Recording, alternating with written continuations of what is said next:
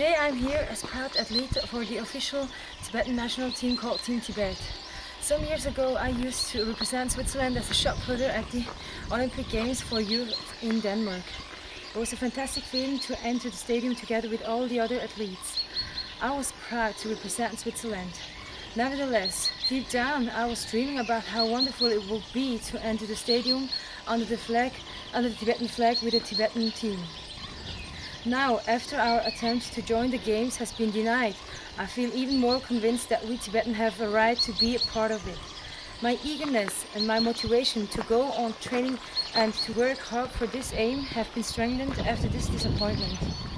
The Tibetan Freedom Torch, which stands for the values of the Olympic Games, will be one of many other steps into this direction. I will never stop dreaming and believing that we are going to be part of the Games, if not this year, then in 2012 in London. In the name of justice around the world, I promise that I will support the Tibetan struggle for freedom until Tibetans can once again determine their own future.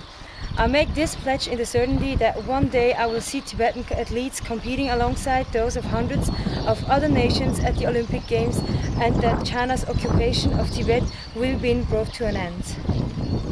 And right here is the ground on which the lighting of the fire takes place. This is the very ground where the Olympic Games were born 2,700 years ago, and you can read it here on the plaque.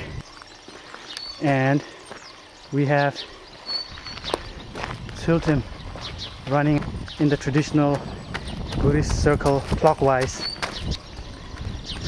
It is a great honor for me to hold this torch. The next destination of the Tibetan Freedom Torch will be Italy.